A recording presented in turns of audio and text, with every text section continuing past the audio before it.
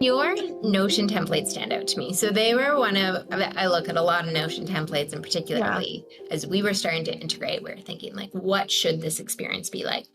And one of Mm, the things that stood out to me immediately from yours was when I look at how you size tasks. It wasn't by mm, hour, it wasn't by t-shirt size, it mhm, wasn't by points, it was by energy. And mhm. that stood out to me. That's different than most task managers Yeah. there. How did Yep. you land on thinking about energy management as you're Yeah. planning your tasks, not just this is going to take me 60 minutes? Yep. So I've always been conscious of my energy. I've been open with my struggle with depression and anxiety. And so there are days where my energy capacity is extremely low. Yeah. And so I kind of had that background. And then it's funny, the energy conversation, I don't think I really put two and two together yet until I was meeting with two of my mastermind friends. It's just two girls where we just talk about our business goals. And it's kind of, we've just really invested in each other and our businesses, and friendship has grown through that. And she brought, like, our in-person meetings, we always have an objective. And she brought a training by Carey Newhoof is his name. I think that's how we say it. And he's a leadership guy, and he had done a training on energy management instead of time management. And that was like the very first time I had heard of that. And it really resonated with me. And so in kind of the homework that we were doing through this training was writing down all of the tasks that we typically do in a week, and then assigning sort of like an energy level to it. Like, how much energy would this take out of you to be able to do this task? And so that's when I first heard of it. And then a few years later, he actually wrote a book called At Your Best, which is a good read, talking about doing your best work at your highest energy levels. And so I translated that into Notion, where I was like, well, it just makes sense to assign every task that I have on my list an energy level so that I know I can do that task, that it matches my energy. And to kind of figure out this energy level thing. So I created this free energy tracker template where you kind of track your energy levels every 2 hours throughout the day. And it will spit out, okay, you are at your best between like 10 Mhm. and 12, or you're at your best between 4 and 5, or maybe it's a late night one. And so that's what helped me figure out my time blocks on Morgan Yeah. is, okay, so now I need to match my high energy tasks with my high energy times of day, which I now know. And that's going to help sustain myself throughout the day. And it also helped me limit my high energy tasks. Where when you don't know, you say, maybe I have to film 2 videos today, and then I also have to write a newsletter, and I'm going to write a blog post. Those for me are all high energy tasks. And if We're I trying put to do them all of in those, one day. yeah, to do them all in one day or even 1 2 hour time block where my energy is highest is just impossible. So it helped me be more Mhm. realistic. And I think what I love too about like Morgan coming out with the AI planner is I was able to just say automatically, like, make sure only high energy tasks go in these time blocks for me so I don't have to make that extra decision. Yeah, absolutely. But I think one of the key steps is the input at the beginning, is identifying, Hmm. Hmm. knowing what is a high energy task, knowing Yeah. yourself well enough to say, like, this is going to take a lot of energy from me. Was there a lot of trial and error? Do you have any tips on how to help people assess that? Because I think for all of us, Yeah. what's high energy is going to be different. For me, it's the creative level needed.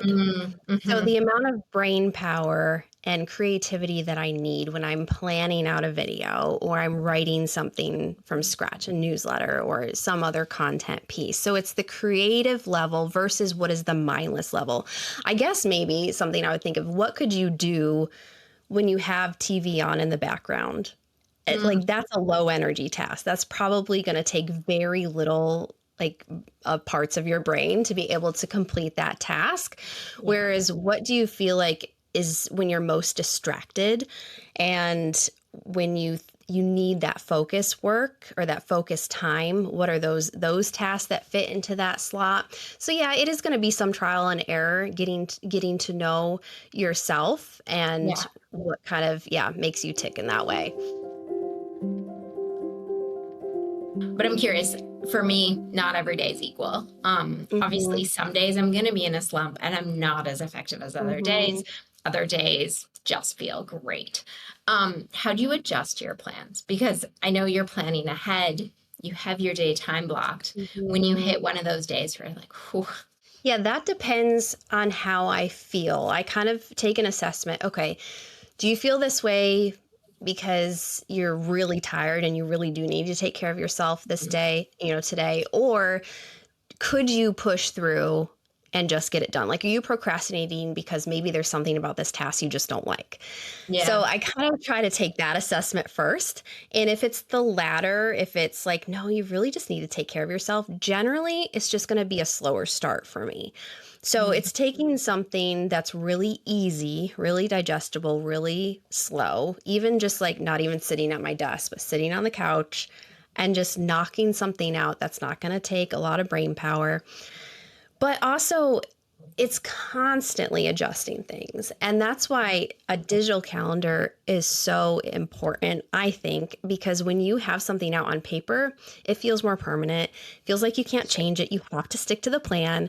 Whereas in Morgan, you can just slide it a few hours down, and readjust things. Again, it's keeping that prioritization in mind. It's like, okay, I have 2 high priority tasks and 3 low priority. Well, if it's low priority, it can probably be bumped till tomorrow.